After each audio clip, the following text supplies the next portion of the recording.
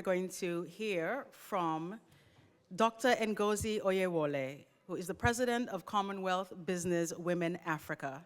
And she will speak on empowering women, driving progress in business, markets, and policy. And for those of you who weren't here yesterday, no, when you come up, they'll change it.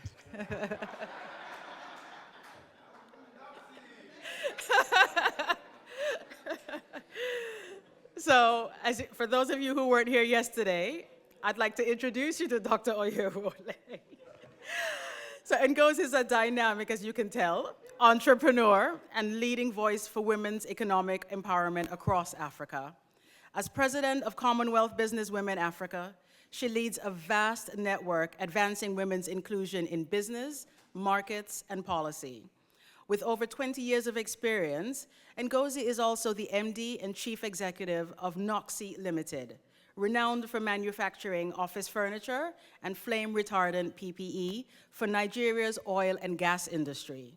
She is the visionary behind initiatives like training 1 million African girls in coding, and also serves as chair of the Strategic Women and Youth Institute. Please help me welcome Dr. Oyewole to the stage.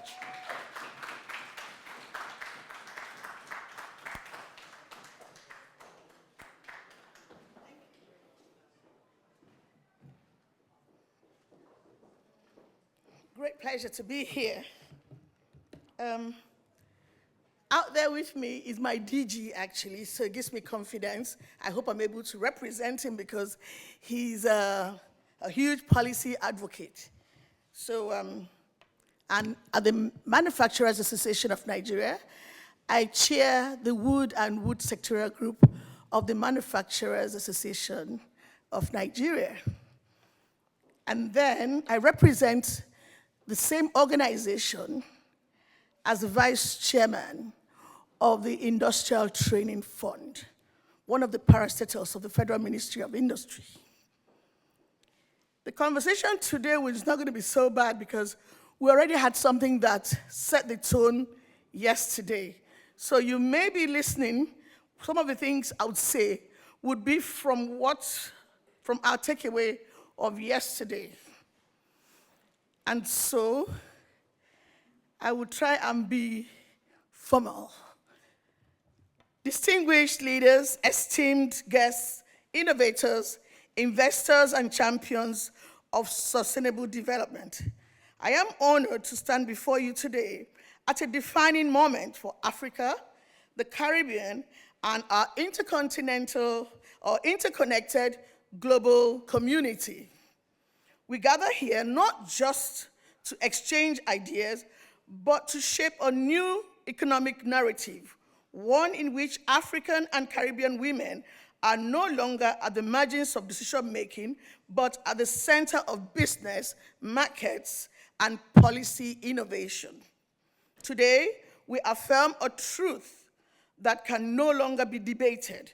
When women rise, economies rise. When women lead, communities stabilize. When women are empowered, nations are transformed. So across Africa and the Caribbean, women make up the backbone of micro and small enterprises. They're farmers, feeding cities, traders, sustaining markets, tech founders, building solutions, creatives, influencing culture, and executives shaping the corporate futures. Yet they continue to face limited access to financing, barriers to trade and global markets, restricted ownership of land and productive assets, cultural norms that undermine their leadership potential. So empowering women in business, it's not charity, it is smart economics. Studies consistently show that closing the gender gap in entrepreneurship and labor markets can unlock trillions of dollars in GDP for emerging economies. But more importantly, women reinvest up to 90% of their incomes back into their families and communities, creating intergenerational impact. Today's investors is not only looking for profit, they're seeking sustainable returns, responsible leadership, and inclusive growth. And no demographic delivers this better than women. So to truly empower women, we must do more than support their businesses. We must open the pathways to markets, value chains, and international trade. Somebody said yes, I think it was Darwin. He says, women do not lack ideas. They lack platforms. They do not lack capacity. They lack access.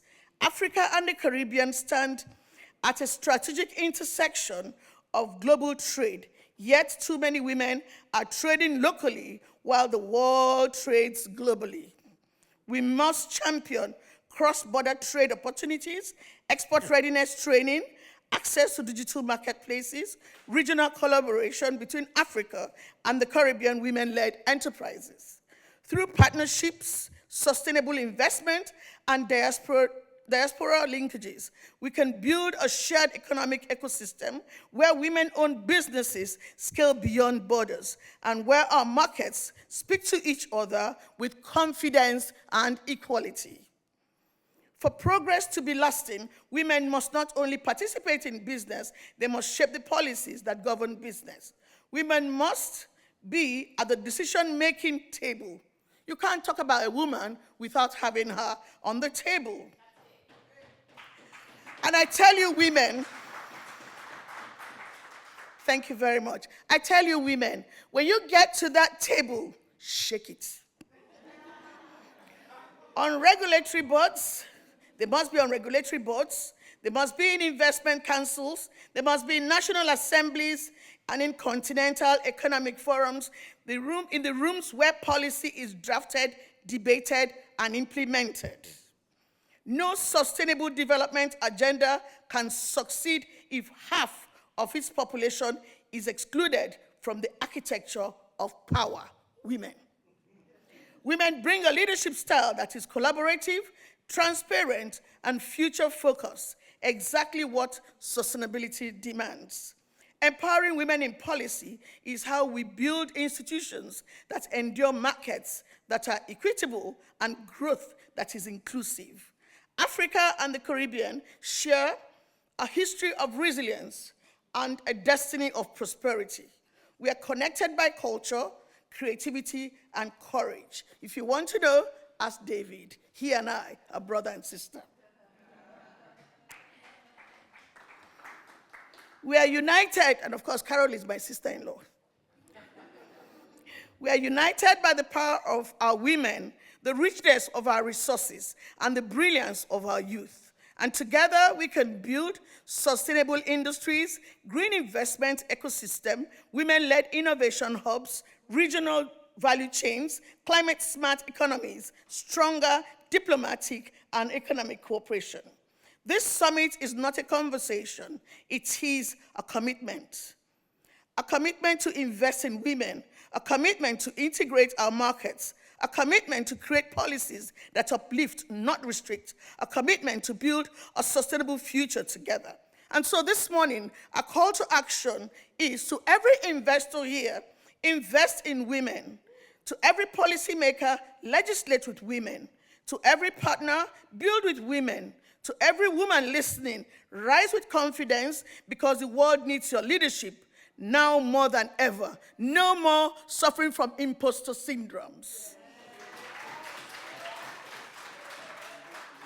The African and Caribbean woman is not waiting for permission. She's stepping into power. She is stepping into shaping economies. She is rewriting narratives. She's driving sustainability, and she is ready for global impact. In closing, empowering women is not just an agenda. It is a what? A movement. A movement towards progress, a movement toward prosperity, a movement towards a sustainable future for all. Thank you. Let's build this future together.